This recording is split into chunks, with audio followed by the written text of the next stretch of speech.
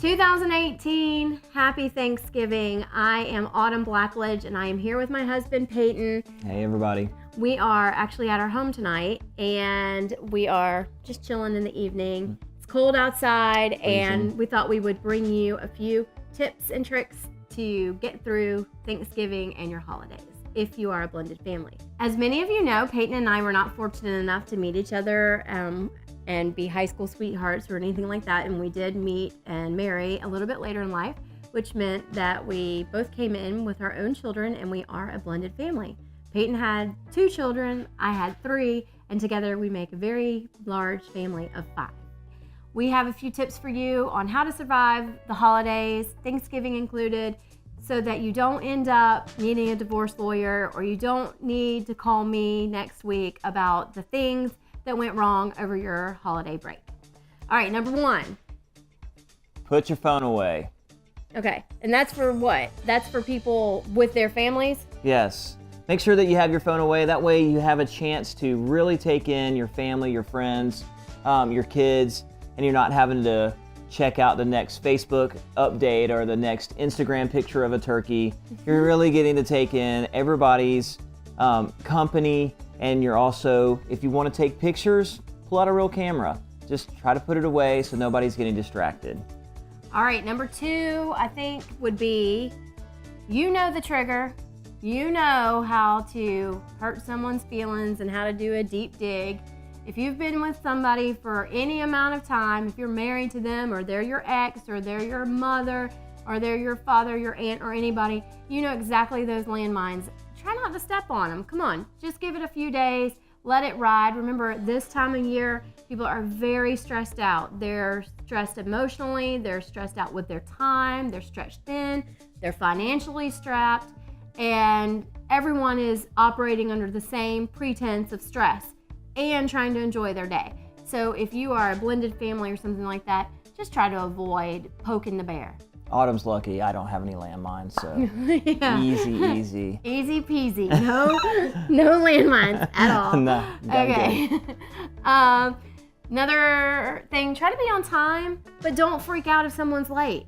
In divorce situations and blended families, a lot of times I'll get a call on the Monday after Thanksgiving saying, so-and-so didn't bring our daughter back for an hour. You know, she was late or, you know, didn't come on time and it made me late to my family event.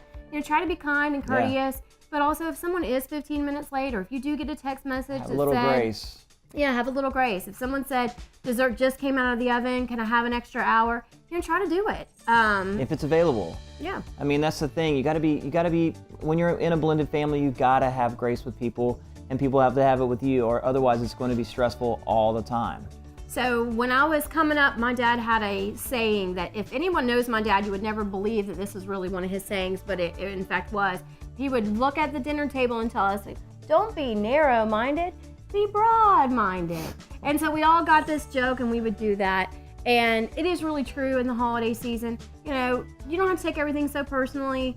You don't have to worry about it so much. Just try to let it go a little bit. Absolutely. If somebody says something, you know it's intentionally to hurt your feelings, deflect it. Act like it never even happened. If this is the last Christmas, the last Thanksgiving that you're going to spend with your spouse, and you mean for it to be the last Christmas or last Thanksgiving, you know, come up with a plan, the 2 of you, to be able to survive it so that you don't kill each other and make the last Thanksgiving or the last Christmas the worst one in your children's memory. There's actually something that we do in our household so that I don't kill everyone in the house. And that is we start decorating for Christmas a little bit earlier than everybody else. This is a dirty secret. You're not supposed to tell this. Well, it's true. Otherwise, seriously, I might lose it. So I start early, get it done quick. We kind of keep all the lights off, but that is one trick in our family to keep everybody sane here. So. All right. Do you have anything else that really would lead them to, oh, this is a big one.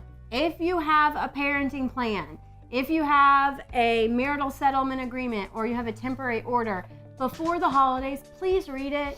Please read it. Please read it. That way you don't call me on Thanksgiving Day begging me to tell you what your particular order says and whether or not you're supposed to have your child on that day. Go ahead and get that out of the way right now figure out what days you're exchanging your child, what days that school is out, when you're supposed to get them. That way it just avoids it and you can get it out of the way with your former spouse. Absolutely. As early as possible. Just communicate with each other. Figure out what you're going to do and stick with the plan. All right, and most of all, just enjoy it because, you know, Thanksgiving is one of those times where it's a kind of a dying art, and as Peyton's family says, it's the one time that people don't really expect anything of you. You don't have to bring a gift. You don't have to do a whole lot. You don't have to do a magical day. You can just kind of be.